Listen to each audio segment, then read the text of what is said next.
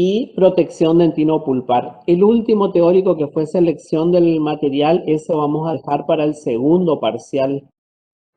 Nos organizamos de tal manera que dividimos en dos grupos, ¿no es cierto?, para que puedan hacer sus preguntas. Bueno, yo acá más o menos ya me mandó Axel las preguntas, donde tuvieron algunas dificultades. En primer lugar, quiero tranquilizarlos en el sentido de que el examen parcial va a ser un examen bastante sencillo en cuanto a las preguntas de operatoria dental. Siempre y cuando ustedes estudien y revisen la clase teórica que se le dio, nunca se le va a preguntar algo que no se le dio. Eso quiero que queden claro.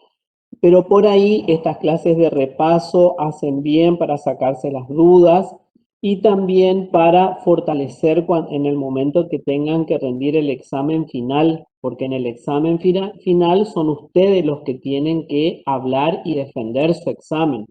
En cambio, cuando es un examen parcial, que es un examen escrito, ustedes saben perfectamente que si se equivocan en la respuesta, la pregunta está desaprobada, esa pregunta está mal, entonces le va descontando puntos.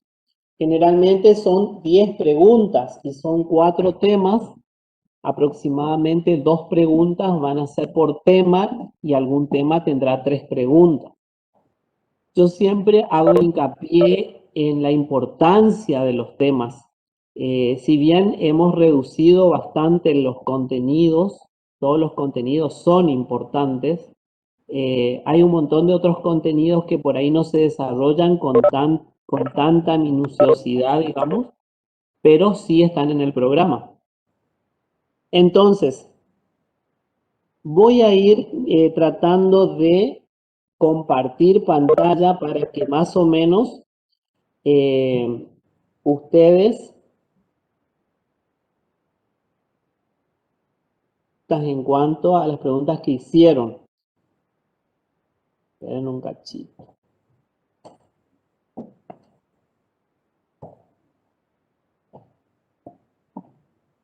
¿Se alcanza a ver? Sí, doctor, se ve bien. Bueno, perfecto. Una de las preguntas que hicieron en el grupo o que le llegó a Axel era el sistema IGDAS.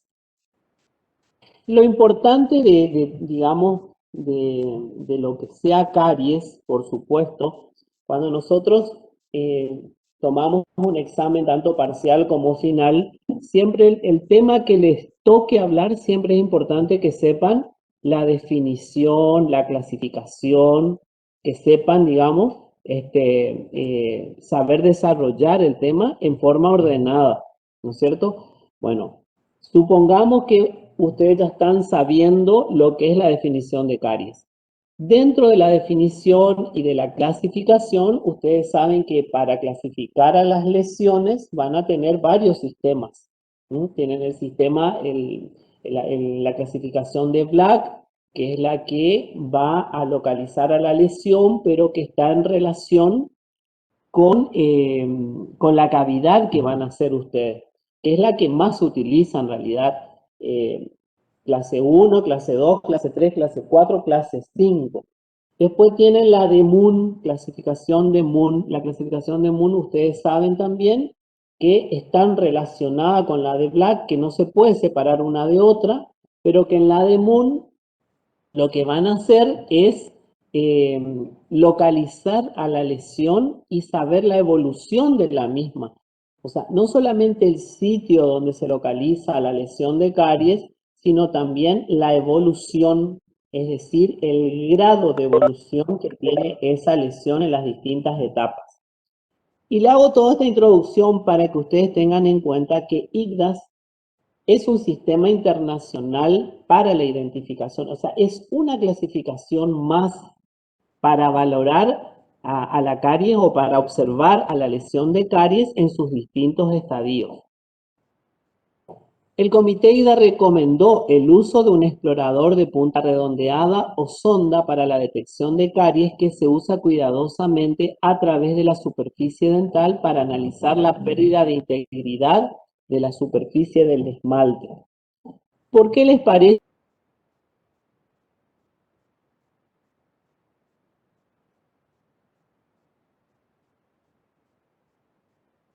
No sé si yo nomás no estoy escuchando, pero dejé de escuchar. Doctor, no se le está escuchando ahora.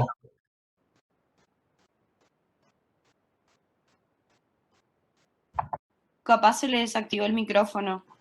Sí, esperen un ratito, chicos, yo ahí le aviso.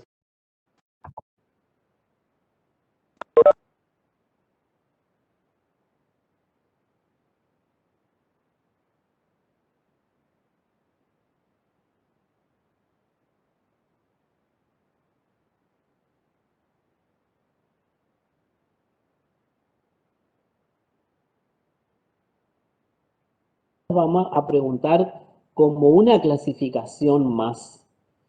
No es digamos, algo muy importante en cuanto a contenido se refiere, pero sí es importante que ustedes sepan que es una clasificación más. Y este cuadro es el que mucho no le quedó muy claro. Por eso pongo de vuelta el cuadro para que ustedes vean y se van a dar cuenta que tanto en la caries de esmalte como en la caries de dentina, IGDAS le da un valor a cada estadio de la caries, partiendo de un tejido sano por todas las etapas que va pasando. O sea, si hablamos de un tejido sano, estamos hablando de un esmalte íntegro, de un esmalte que se encuentra sin cavitación, incluso hasta, me podría decir, hasta sin un cambio de coloración, porque justamente el primer estadio después del tejido sano, esa es ese cambio visible de opacidad. Empieza a cambiar el tejido en cuanto a la translucidez. Ustedes saben que el esmalte, la característica principal es su translucidez. Cuando va perdiendo esa translucidez, se va volviendo poroso, se va volviendo opaco, con un color blanco tiza, estaríamos en presencia ya de una mancha blanca, que es la primera manifestación clínica de la caries. Entonces va pasando por los distintos estadios y si ustedes miran rápidamente el cuadro, habla ya de una cavidad extensa, habla de un tejido sano, habla de opacidad, habla de cavitación del esmalte localizada, habla de una sombra oscura subsuperficial, una cavidad distinguible y una cavidad extensa. Fíjense, y de acuerdo a eso le va a ir dando los distintos valores, tanto para el esmalte como para la dentina, de acuerdo a la característica que se va presentando. Por supuesto que el valor 0 va a ser para un tejido sano. Cuando ya hay pérdida de opacidad, ya estaríamos en un valor de 1. Y después tenemos no solamente la opacidad, sino cambios visibles en cuanto al secado y se va tornando de una coloración blanco a marrón porque es una lesión que se está tornando, se va remineralizando y va cambiando de color hasta pasar a una caries de dentina con los valores 4, 5 y 6 de acuerdo a la extensión. Pero lo importante que ustedes sepan es que IGDAS es una clasificación de tipo internacional donde se basa más bien en la observación y que si tiene que utilizar un instrumento para poder ayudarse a la observación, va a utilizar un explorador de punta redondeada y no aguda y que va a clasificar a las lesiones de acuerdo a los estadios desde un tejido sano pasando por caries de esmalte y caries de dentina. Con que ustedes sepan, eso es más que suficiente. Después tenemos este otro cuadro que también habla, ¿no es cierto?, de extensión de la lesión, pero en cuanto a no solo el diagnóstico no solo el diagnóstico. En este cuadro va a resumir, digamos, lo que sería el sistema ICTAS con el sistema que también se ensambla con la clasificación de Moon, donde habla de estadios y de localización de la lesión, pero está relacionando con el tratamiento que nosotros vamos a realizar de acuerdo al tamaño de la lesión. Por eso habla de un estadio 0, donde ya tenemos una lesión activa, dice sin cavitación, pero esto porque está ensamblado, no parte de un tejido sano, digamos, donde hay una mancha blanca ya y el tratamiento sería la remineralización o el sellador y el monitoreo constante. Y fíjense que en el estadio 4 ya habla de una restauración indirecta donde le falta de 5 superficies del diente, le faltan 4. Entonces estaríamos hablando de una restauración del tipo rígida donde vamos a realizar ese tipo de tratamiento para devolver a la pieza los tejidos perdidos. Pero bueno, eso es, con que sepan eso es más que suficiente, que sepan la definición de caries, que sepan los distintos tipos de clasificación, cómo se relacionan, es más que suficiente. Dentro de otras preguntas hablaban de qué son las restauraciones normogingivales. Este tema es con respecto a la relación de la operatoria con la periodoncia. En este caso, si yo digo normogingivales, ¿qué le parece a ustedes que podría ser? Estamos relacionando el tejido gingival con nuestra preparación cavitaria. Ese margen gingival o altura gingival, estamos relacionando con nuestra preparación cavitaria. Entonces, voy a ver si encuentro la diapositiva, pero quiero que queden claro que no es tan complejo acá. Altura gingival de una preparación. Dice que es la relación existente entre el límite gingival o cervical de la cavidad y la encía de la pieza dentaria. ¿Mm? O sea, que ustedes pueden encontrarse que esa preparación cavitaria esté por debajo del margen gingival, entonces estaríamos presente a una preparación subgingival. Ahora, si esa preparación cavitaria está a nivel de mi margen gingival, vamos a estar hablando de una preparación cavitaria normogingival. Y si tenemos por encima del margen gingival, Profe, ¿podría estaríamos repetir el hablando... nombre? Disculpe, porque justo... ¿Cómo? Si podría repetir cuando es bien a nivel gingival, cómo es Cuando es el nombre. a nivel gingival, estaríamos en presencia de una preparación cavitaria normogingival, porque coincide la altura gingival con mi preparación cavitaria. ¿Sí? Pero guarda, tenemos que identificar siempre que nuestra preparación cavitaria va a tener un margen gingival que está en relación con la encía. Eso es lo importante, porque ustedes pueden tener una preparación cavitaria que en su extensión tenga el margen gingival de la preparación, quizás sea subgingival. Por eso es importante que identifiquemos primero que esa lesión, digamos, esté por debajo del margen gingival, a nivel del margen gingival, o bien supragingival, que sería lo ideal. Lo ideal sería tener preparaciones supragingivales.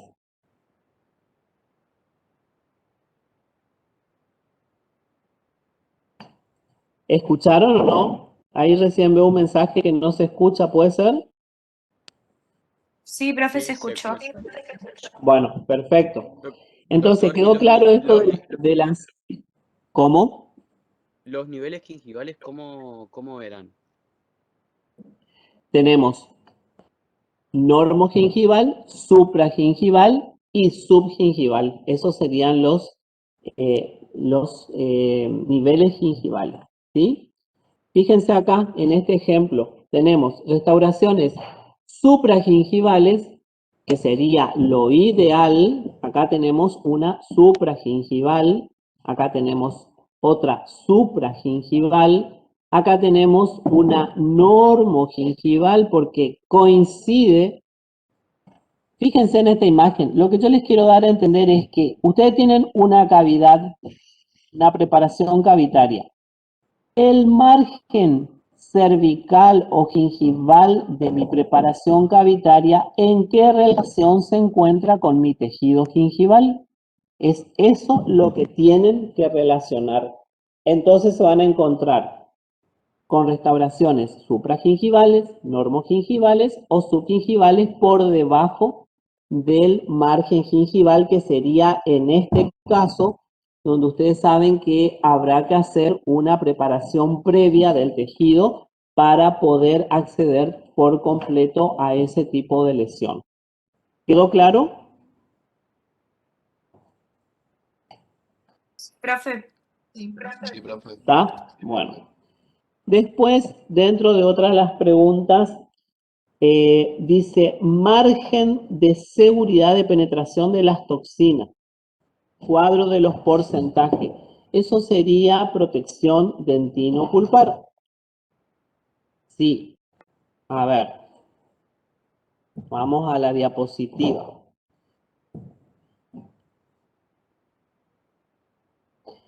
Margen de seguridad es el porcentaje de la penetración de toxinas hacia la pulpa según los espesores de dentina remanente.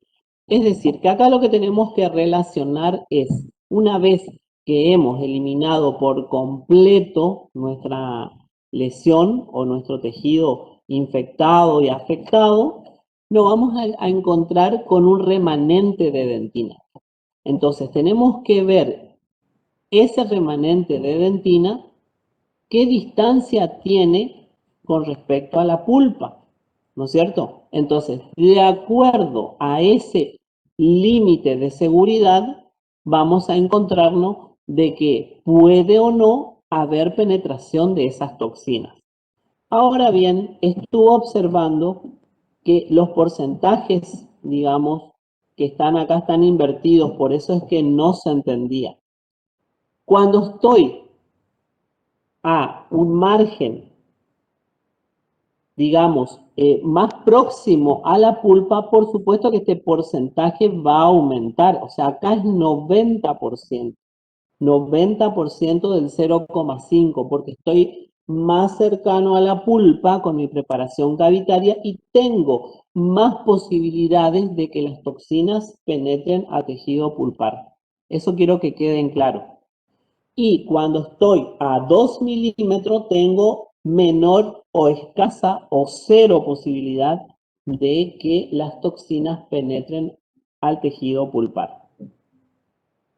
Así que ese porcentaje no lo entendieron porque está invertido. Este 90 es en el 0,5 y el 75 es en el 1 milímetro.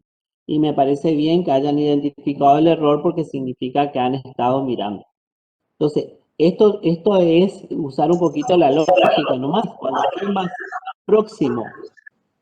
estoy más próximo al tejido pulpar, tengo mayores posibilidades de que las toxinas ingresen a la pulpa a través de los túbulos dentinarios. ¿Se entendió? sí, doctor. Sí, doctor. Bueno, ahora otra pregunta es la técnica de protección indirecta, dice acá. A ver. La técnica de protección indirecta indirecta significaría que no llegamos a la pulpa. ¿Sí? O sea, no es una protección directa. No sé si la persona que hizo, no sé quién tiene activado el micrófono porque me interrumpe. Cuando hablo, no, por favor desactiven el micrófono, no sé quién es. Jimena Flachini. No sé si... Me parece Bueno. como que está desactivado. A ver, desactivale un poco porque se te escucha cuando estás hablando, ¿viste? Bueno, entonces, no sé si la persona que hizo la técnica de protección indirecta como pregunta, si es realmente la indirecta la duda o la directa. La indirecta es cuando hacemos una protección pulpar donde la lesión de caries no ha llegado a la pulpa. Si es directa, por supuesto, hemos llegado a través incluso de una micropenetración de la pulpa, ya podemos hacer una directa. En una indirecta siempre vamos a tener en cuenta, digamos, el remanente dentario, la profundidad de nuestra lesión, y en función de eso vamos a hacer, utilizar materiales que sean lo más biológicamente compatibles. Ahora, vamos a dividir por sectores. Tenemos el sector anterior y el sector posterior. Vamos primero al sector anterior. Si yo tengo una lesión profunda, voy a ver qué espesores tengo, ¿no es cierto?, de acuerdo a la profundidad. Es profunda mi lesión, entonces la protección va a ser un hidróxido de calcio fraguable en la zona más profunda. El hidróxido de calcio es muy puntual, es decir, solamente un puntito se coloca el hidróxido de calcio en la zona más profunda, luego se coloca definitiva. Pero como es un diente anterior, siempre tenemos que ver si todo ese material nos va a poder entrar en esa preparación cavitaria. Profe, disculpe, pero podría repetir después del puntito de hidróxido de calcio lo que dijo porque se cortó. Luego del punto de hidróxido de calcio fraguable van a colocar el ionómero vítreo y luego van a hacer el sistema adhesivo y la resina. ¿Estamos? Ahora, si fuera una lesión mediana, de profundidad mediana, vamos a utilizar como protección indirecta solamente dos cosas pueden utilizar, hay dos alternativas ahí. Tenemos el ionómero vítreo como liner o bien el sistema adhesivo.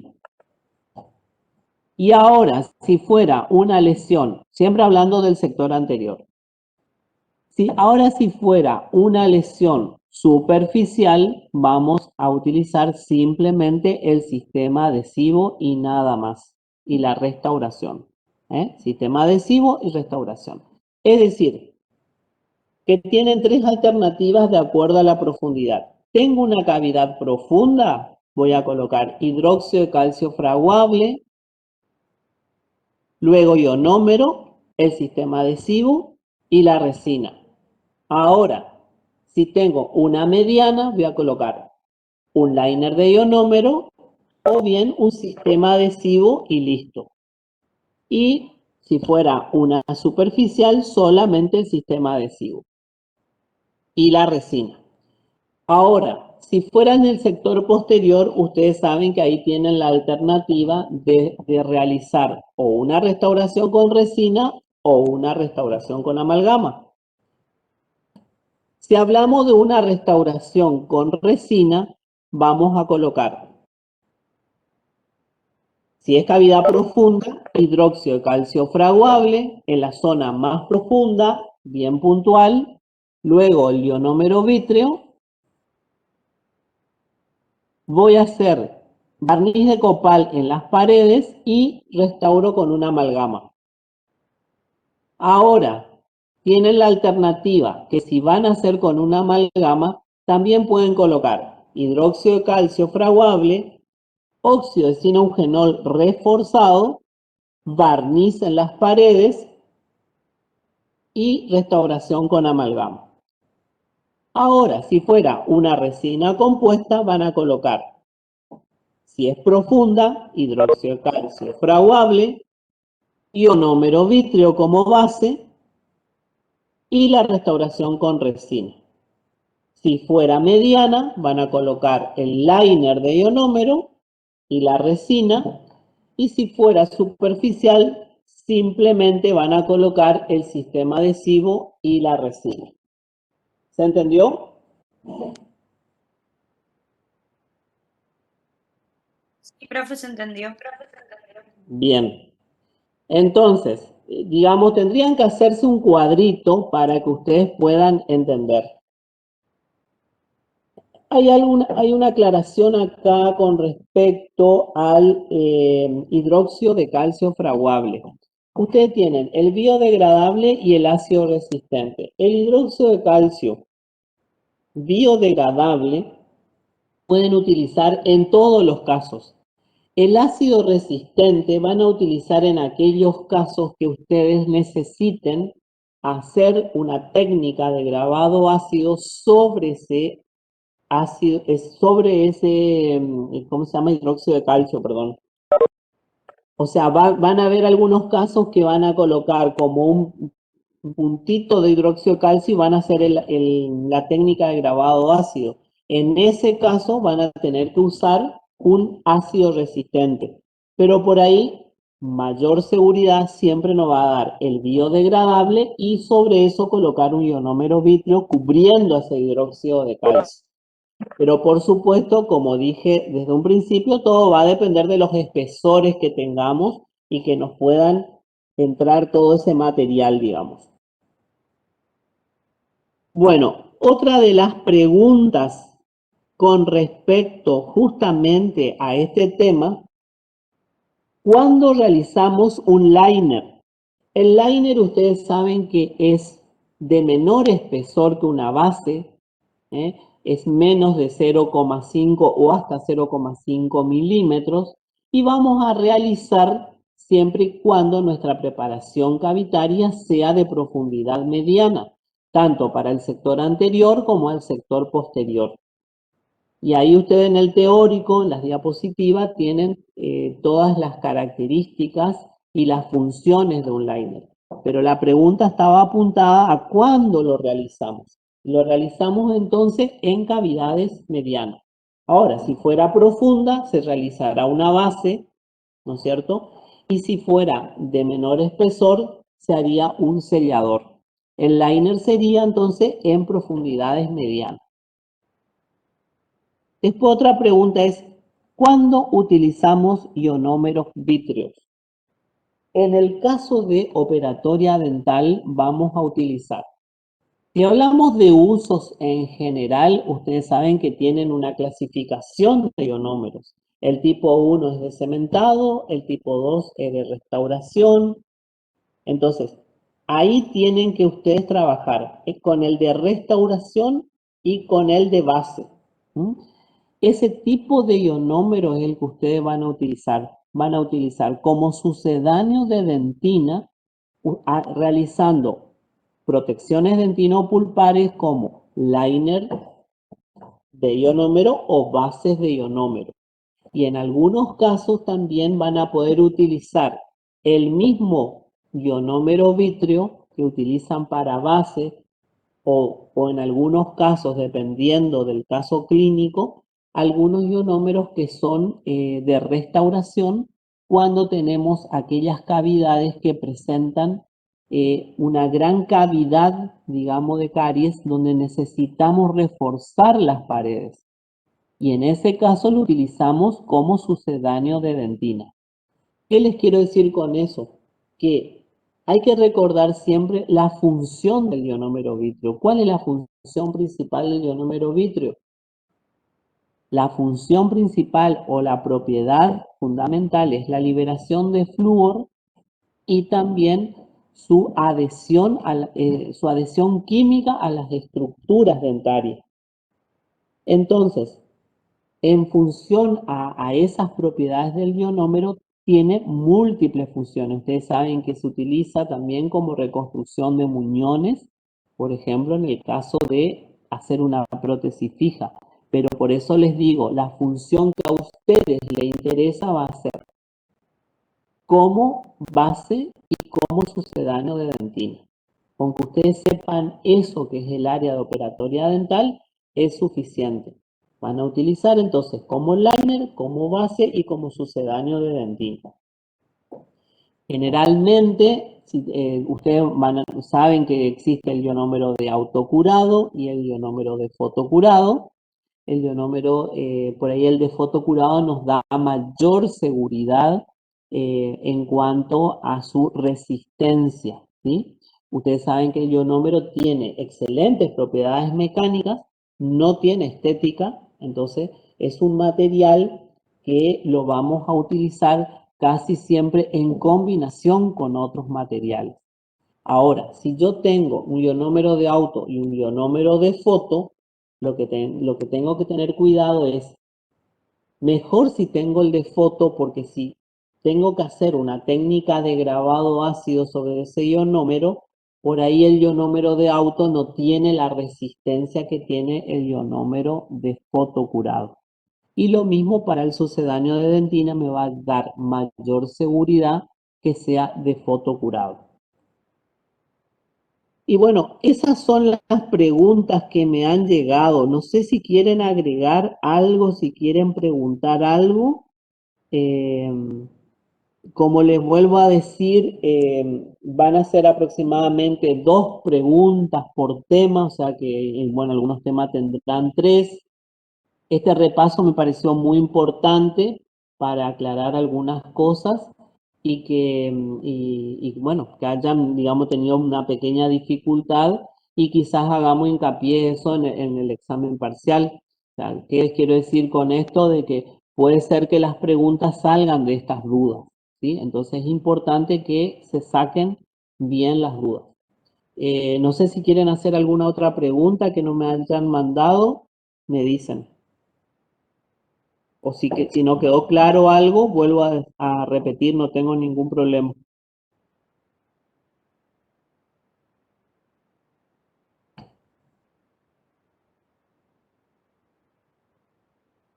Hola, ¿se escucha?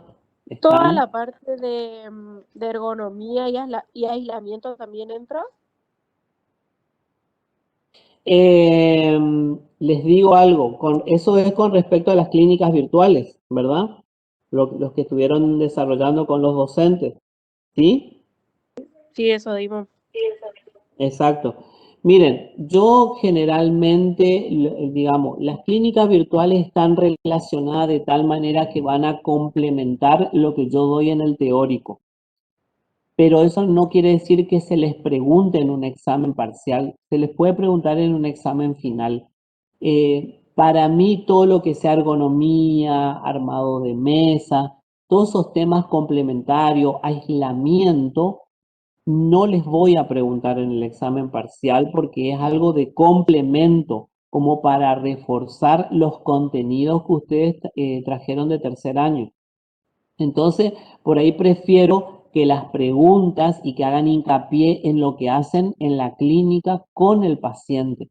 A mí me interesa muchísimo que ustedes no tengan dudas con respecto, por ejemplo, a qué material voy a colocar en una protección directa o indirecta o en qué casos realizo. Así como me llegaron esas preguntas que me parecieron perfectas, por el hecho de que se nota que fueron y miraron lo que se les dio.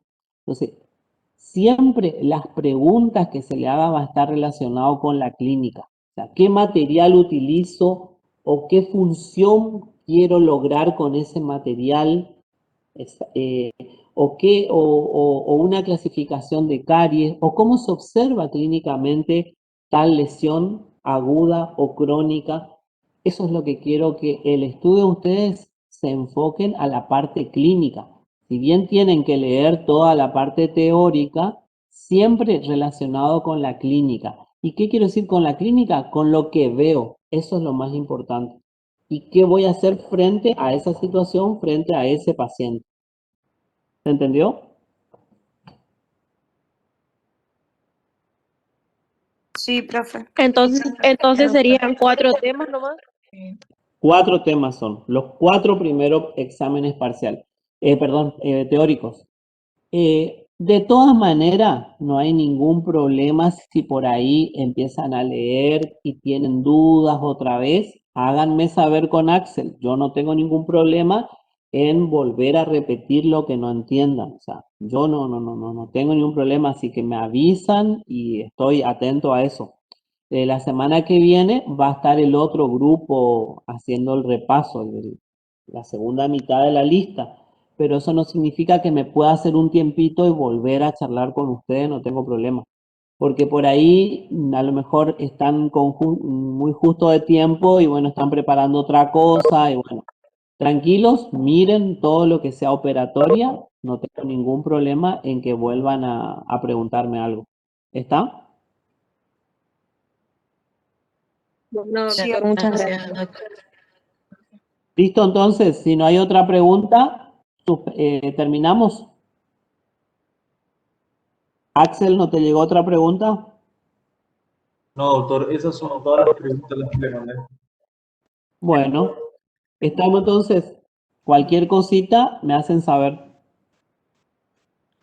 bueno, doctor, muchas Listo. gracias. Bueno, que tengan un lindo día. Nos vemos entonces. Muchas gracias, doctor. Chau, chau. Hasta luego. Gracias.